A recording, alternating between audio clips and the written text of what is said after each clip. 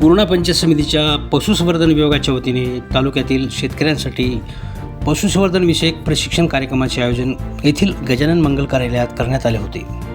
कार्यक्रमाचे उद्घाटन पंचायत समितीच्या सभापती सौ उज्ज्वला नारायणभाऊ पिसाळ यांच्या हस्ते करण्यात आले.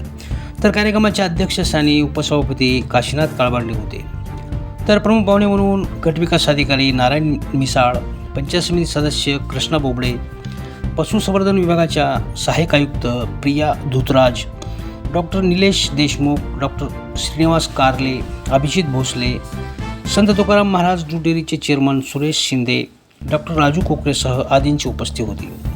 या प्रशिक्षण कार्यक्रमात वरील प्रशिक्षकांनी पशुसंवर्धन, संगोपन व जोडधंद्यासह मोठे उद्योग याबाबत सखोल मार्गदर्शन केले.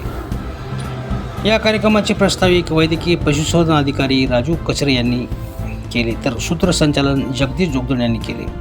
तर आभार डॉक्टर आठवले यांनी मानले. प्रशिक्षण कार्यक्रमासाठी तालुक्यातून मोठ्या संख्येनं शेतकऱ्यांनी आपली उपस्थिती लावली होती. तर उपस्थित शेतकऱ्यांना प्रमाणपत्राचे यावेळी वाटप करण्यात आले. काय म्हणाले पाहूया.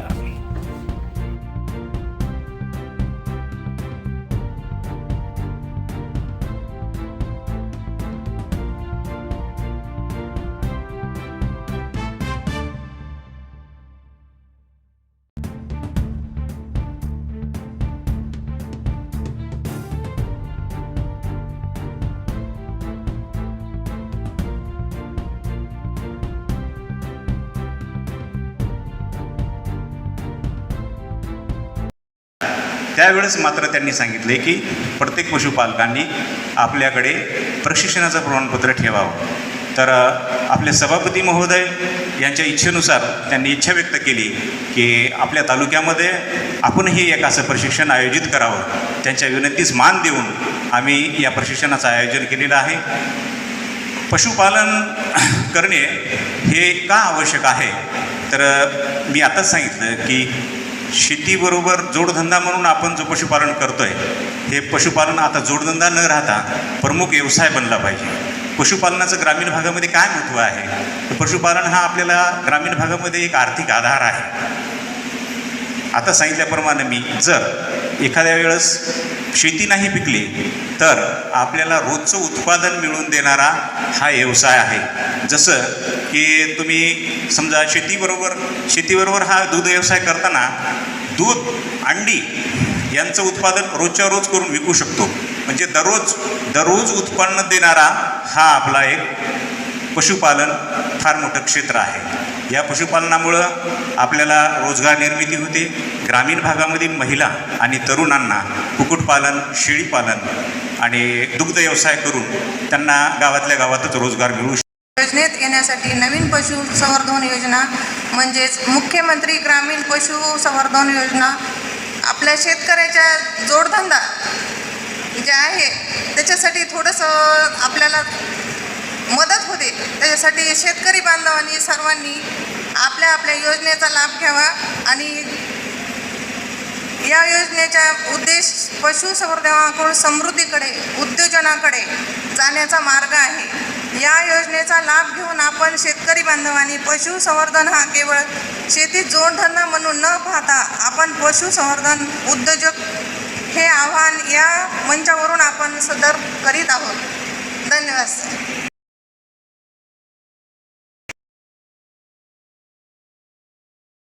प्रशिक्षण कार्यक्रमाच्या उद्घाटन प्रसंगी आपण मला बोलवलं आणि आपल्याशी संवाद साधण्याची संधी दिली, त्याबद्दल खरंच मला आनंद होत आहे.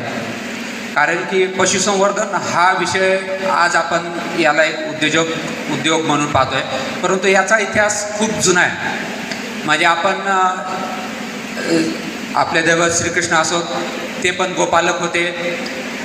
ख्रिस्त धर्माचे संस्थापक येशूजीसुद्धा एक मेंढपाळ होते. आणि आपला जो इतिहास आहे, म्हणजे आपण ज्यावेळेस आदिमानवापासून मानवामध्ये रूपांतर झालो तेव्हापासून आपण पशूंचं संवर्धन पालन करत आहोत का. परंतु आजच्या कालावधीमध्ये जर आपण मागच्या 30-40 वर्षापूर्वीचा जर विचार केला तर कोणीही पशुचं पालन हे आपल्याला उत्पन्न मिळावं, त्यातून आपल्याला काहीतरी फायदा व्हावा या प्रकारे केलं जात नव्हतं. मला मागच्या 25-30 वर्षापूर्वीचा सुद्धा काळ आठवतो, ज्यावेळेस आपल्या घरी दूध असायचं, दुधाचं दही बनवायचं आणि जे शिल्लक राहिलेले दूध आपले आजी आजोबा कधीच विकत नसायचे. ते सर्व गावातील गरिबांना फुकटमध्ये वाटलं जायचं. इव्हन आपण जे दुधापासून दही बनवतो त्यानंतर ताक शिल्लक राहायचं. ताकसुद्धा कधी मला आठवत नाही की त्या काळी विकलेलं होतं आपण सगळे शेतकरीचं आहे, तुम्हाला सुद्धा हे आठवत असेल. काळ काय जास्त जुना नाही, 25-30 वर्षापूर्वीसुद्धा अशा प्रकारे घडत होतं. परंतु आज आपल्याला शेती ही फायदेशीर राहिलेली नाही आहे. मग शेती फायदेशीर न राहण्यामागं बरेचसे कारणं आहेत. शेतीचं तुकडेकरण झालेलं असो, शेतीचे क्षेत्र कमी झालेलं असेल, त्याचबरोबर पर्यावरणाच्या समस्या असतील, उत्पादनाचा खर्च वाढलेला असेल, ह्या बऱ्याचशा बाबी आहेत. त्यामुळे आपल्याला शेती परवडत नाही आहे. शेती परवडत नाही आहे, त्यामुळे आपल्याला शेतीपूरक उद्योगामध्ये सगळ्यांना सहभाग घेणं, त्याचं अवलंब करणं हे अत्यंत आवश्यक आहे. आणि शेतकऱ्यांना सगळ्यात उत्पन्नाचा किफायतशीर हक्काचा लाभ देणारा आणि दैनंदिन उत्पन्न करून देणारा भाग म्हणजे पशुसंवर्धन करणे आणि दुग्ध व्यवसाय किंवा अनुषंगिक कुक्कुटपालन असेल, मेषपालन असेल, याच प्रकारचे कार्यक्रम यासारखे आपल्याला याच्यामध्ये आपल्याला सहभाग घेणं आवश्यक आहे.